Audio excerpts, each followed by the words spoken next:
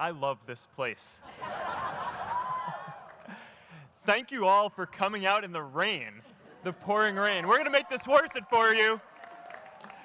President Faust, Board of Overseers, faculty, friends, alumni, proud parents, members of the ad board, and graduates of the greatest university in the world,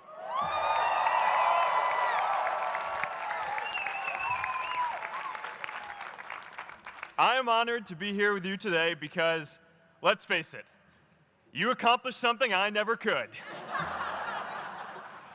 If I get through this speech today, it'll be the first time I actually finish something here at Harvard. Class of 2017, congratulations.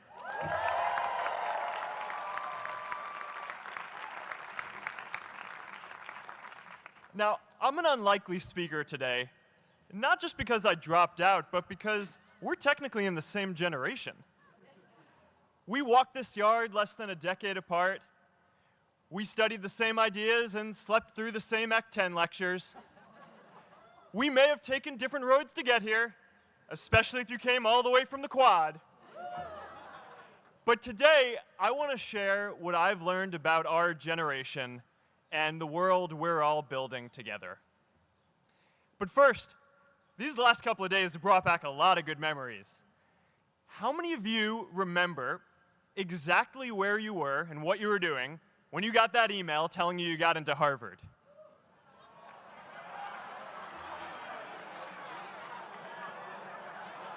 I was playing the video game Civilization, and I ran downstairs and got my dad, and for some reason, his first reaction was to video me opening the email.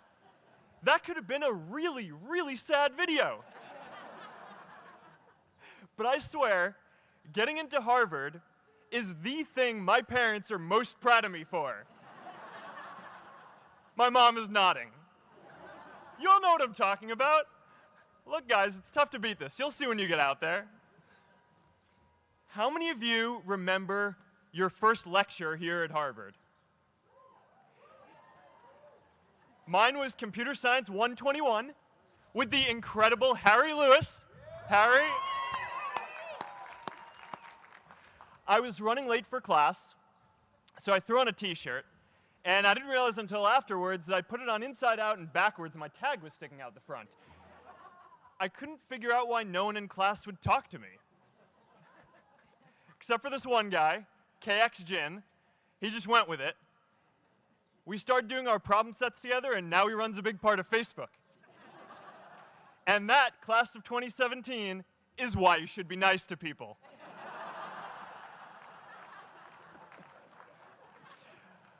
But my best memory from Harvard is meeting Priscilla.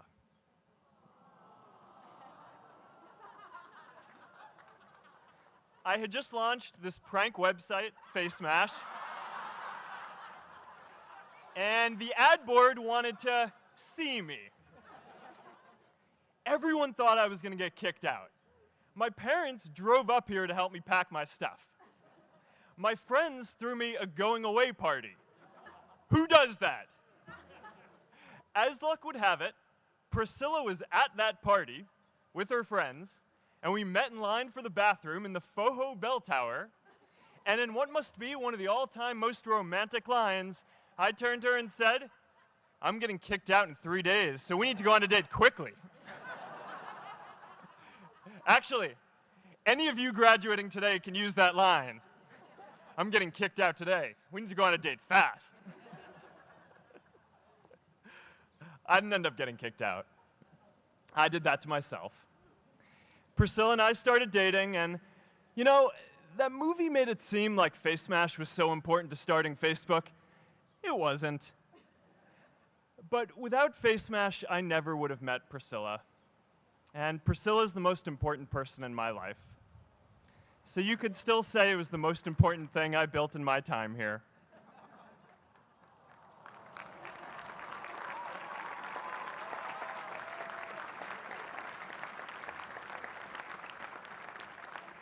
We have all started lifelong friendships here, and some of us even families. That's why I'm so grateful to this place. Thanks, Harvard.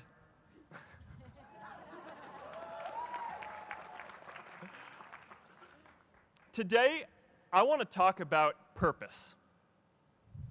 But I'm not here to give you the standard commencement about finding your purpose. We're millennials. We try to do that instinctively.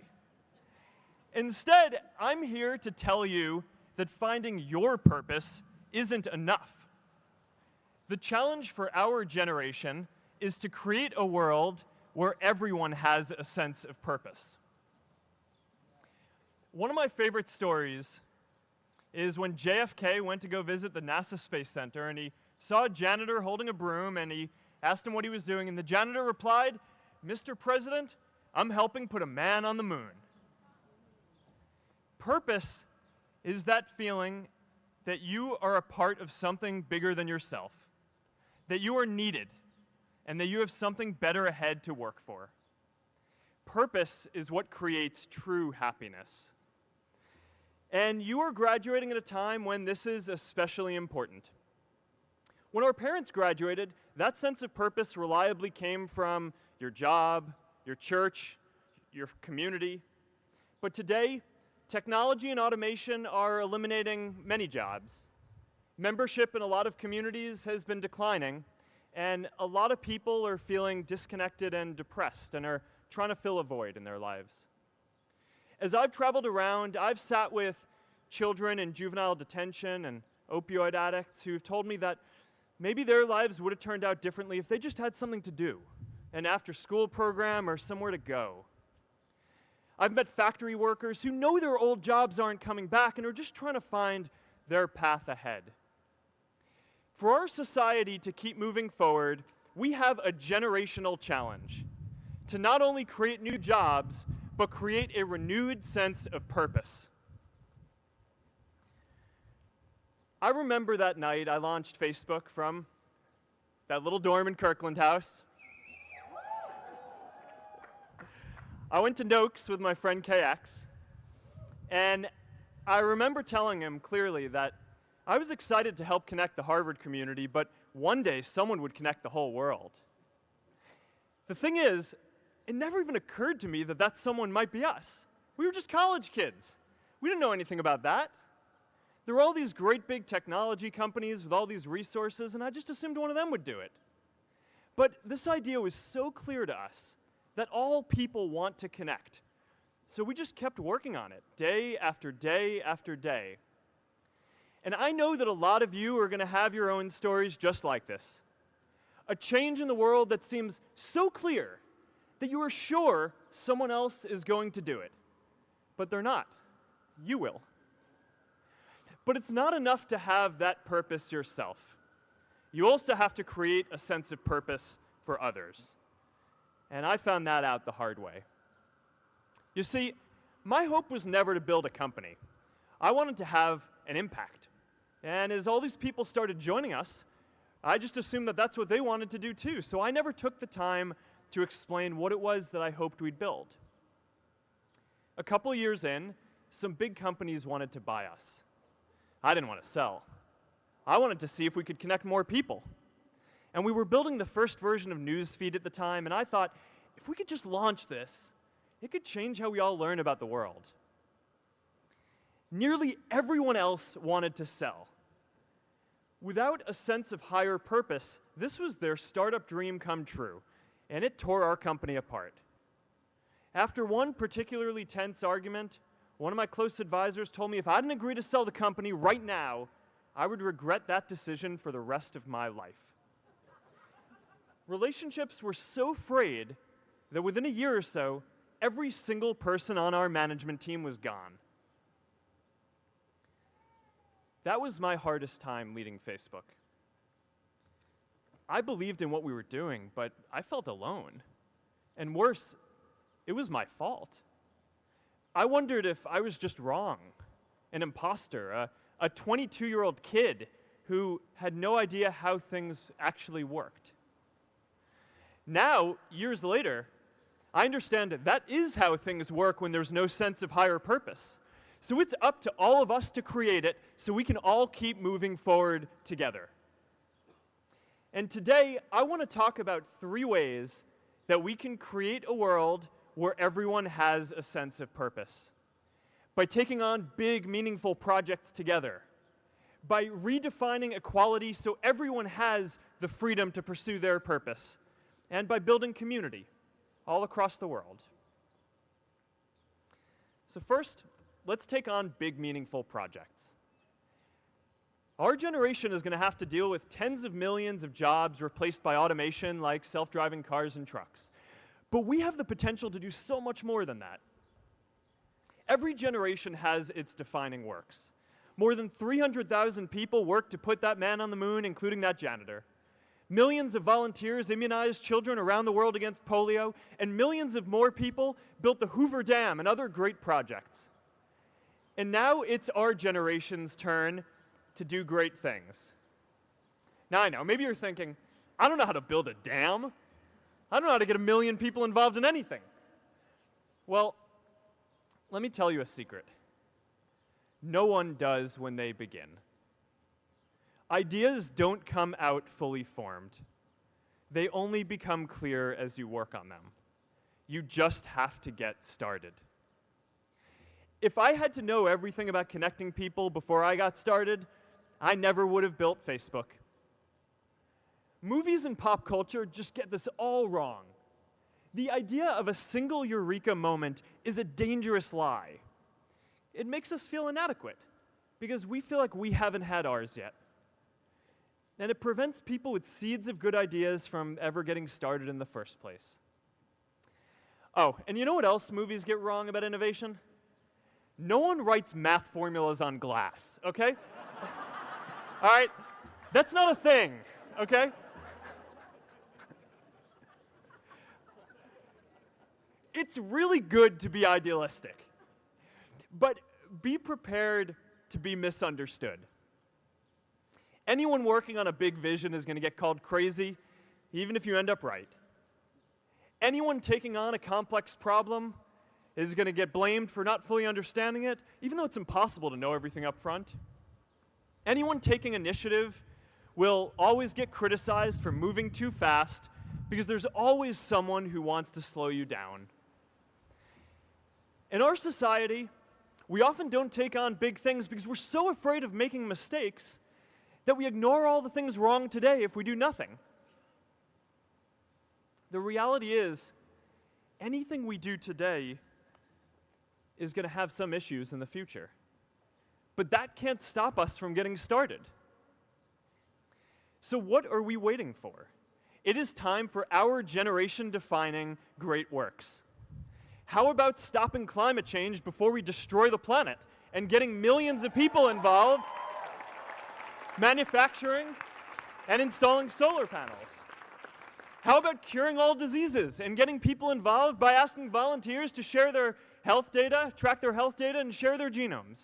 You know, today, our society spends more than 50 times as much treating people who are sick as we invest in finding cures so people don't get sick in the first place. It makes no sense. We can fix this. How about modernizing democracy so everyone can vote online? And how about personalizing education so everyone can learn? These achievements are all within our reach. Let's do them all in a way that gives everyone in our society a role. Let's do big things, not just to create progress, but to create purpose.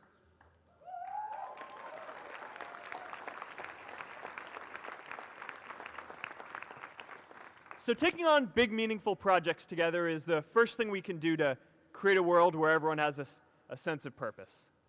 The second is redefining our idea of equality so everyone has the freedom to pursue their purpose. Now, many of our parents had stable jobs throughout their careers, but in our generation, we're all a little entrepreneurial, whether we're starting our own projects or finding our role in another one. And, you know, that's great, because our culture of entrepreneurship is how we create so much progress. An entrepreneurial culture thrives when it is easy to try lots of new ideas. Facebook wasn't the first thing I built.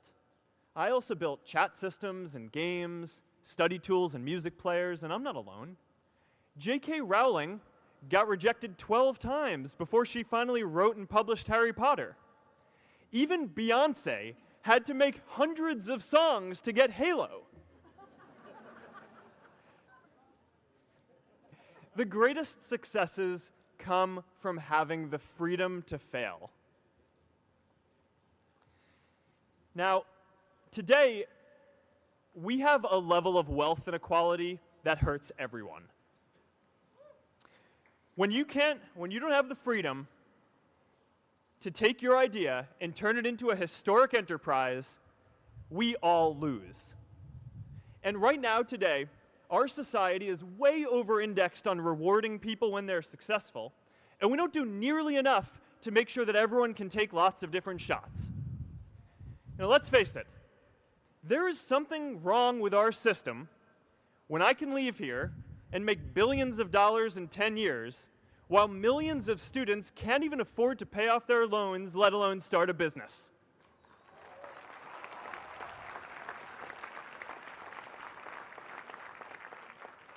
Look, I know a lot of entrepreneurs, and I don't know a single person who gave up on starting a business because they were worried they might not make enough money.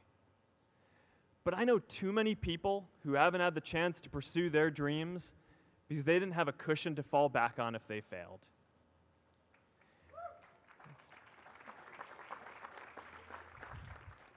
We all know you don't get successful just by having a good idea or working hard. You get successful by being lucky too.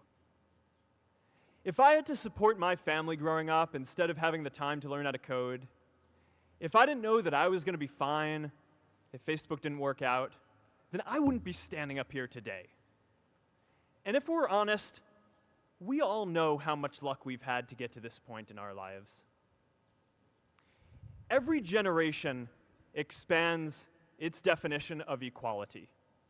Previous generations fought for the vote and civil rights. They had the New Deal and Great Society.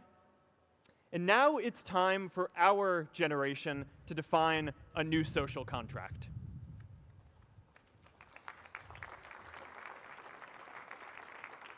We should have a society that measures progress not just by economic metrics like GDP, but by how many of us have a role we find meaningful.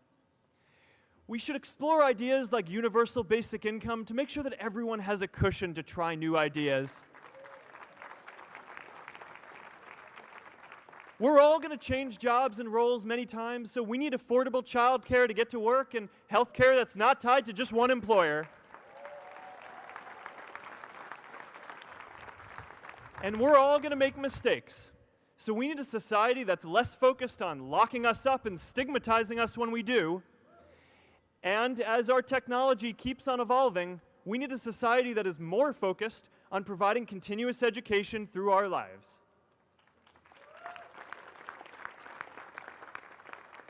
And yes, giving everyone the freedom to pursue purpose isn't going to be free. People like me should pay for it. And a lot of you are going to do really well, and you should too.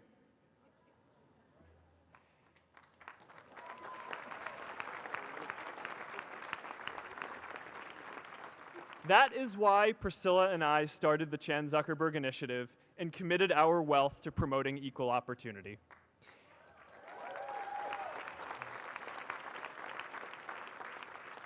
These are the values of our whole generation.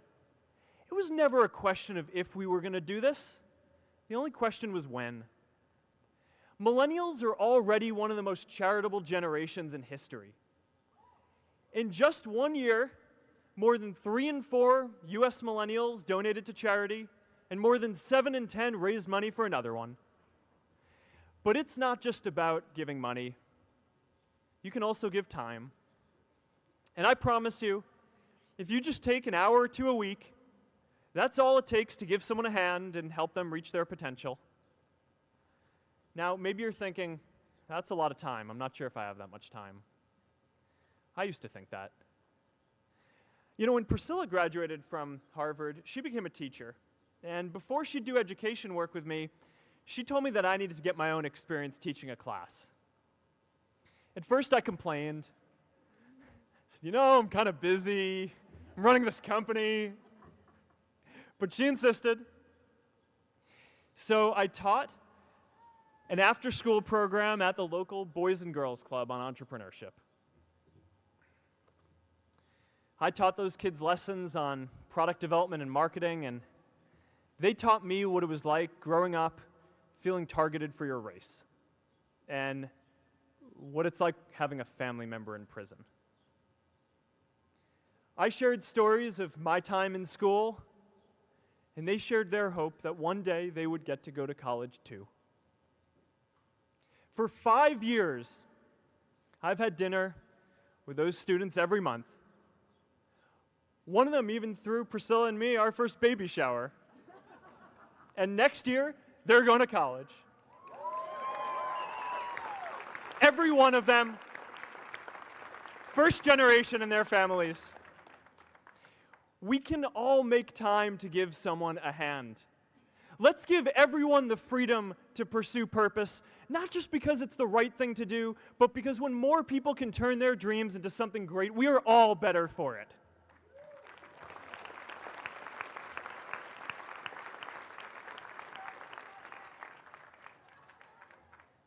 Purpose doesn't only come from work. The third way we can create a sense of purpose for everyone is by building community. And in our generation, when we say purpose for everyone, we mean everyone in the world. Now, quick show of hands. How many of you here are from another country? All right, now keep your hands up. How many of you are friends with one of these folks? Now we're talking. See, we have grown up connected.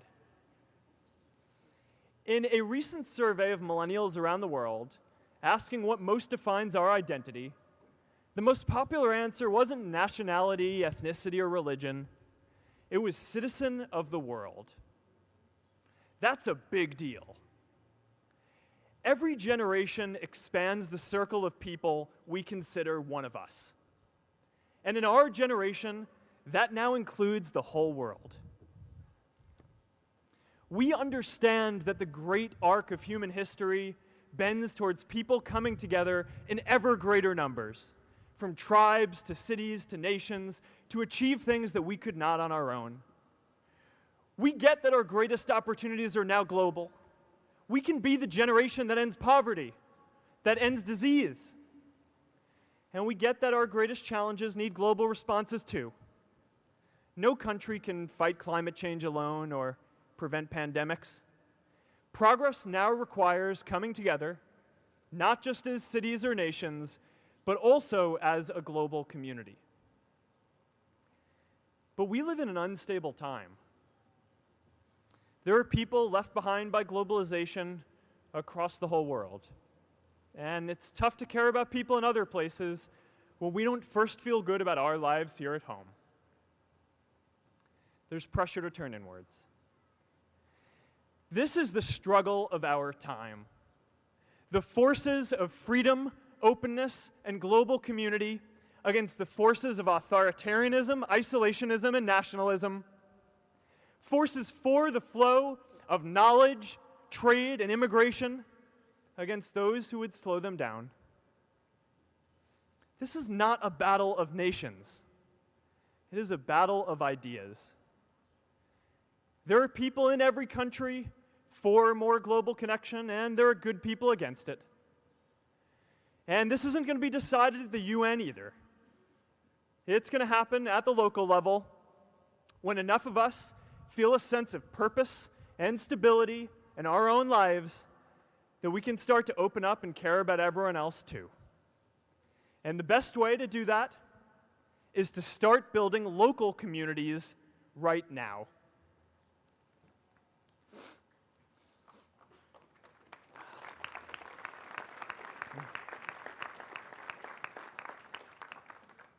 We all get a lot of meaning from our communities. Who here's from Elliott House? How about Lowell? I know you guys found community because you literally live right on top of each other. And Mather? I'll just leave that there. Whether our communities are houses or sports teams, churches or a cappella groups, they give us that sense that we are a part of something bigger, that we are not alone. They give us the strength to expand our horizons. And that's why it's so striking that over the past few decades, membership in all kinds of communities has declined by as much as 1/4. That's a lot of people who now need to find a sense of purpose somewhere else. But I know that we can rebuild these communities and start new ones because many of you already are. I met Agnes Agoye, who's graduating today. Agnes, where are you?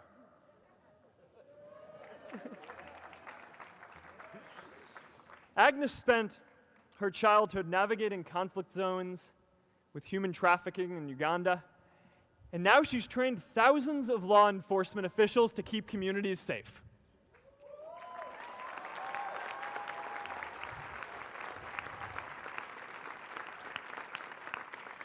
I met Kayla Oakley and Neha Jain, who are graduating today too. Stand up, guys.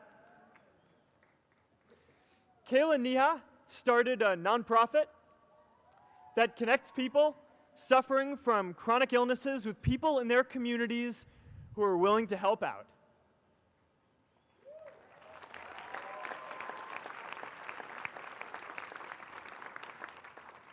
And I met David Razu Aznar, who's graduating from the Kennedy School today. David, stand up. David is a former city councilor who fought to make Mexico City the first Latin American city to pass marriage equality, even before San Francisco.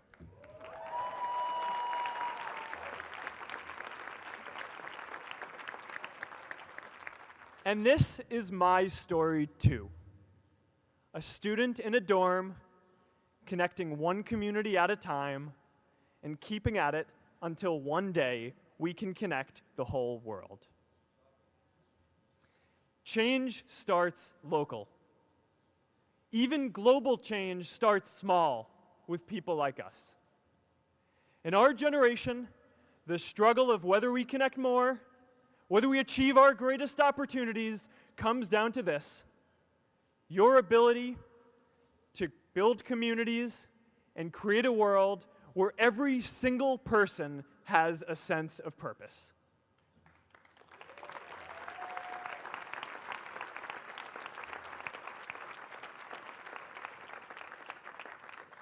Class of 2017, you are graduating into a world that needs purpose, and it's up to you to create it.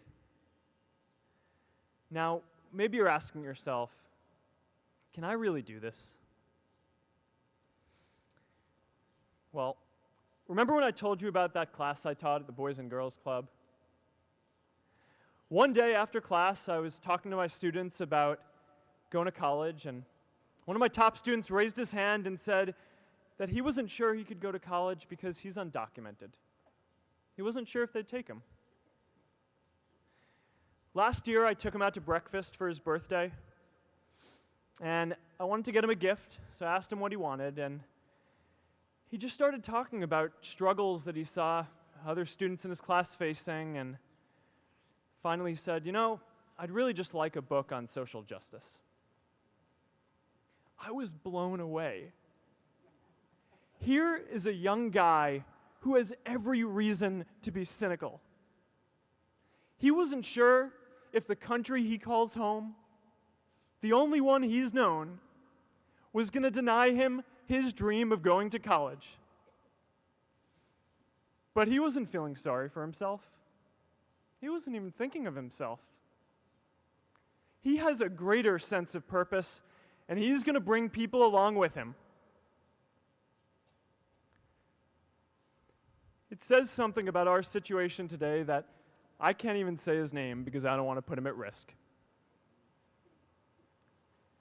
But if a high school senior who doesn't know what the future holds for him can do his part to move the world forward, then we owe it to the world to do our part too.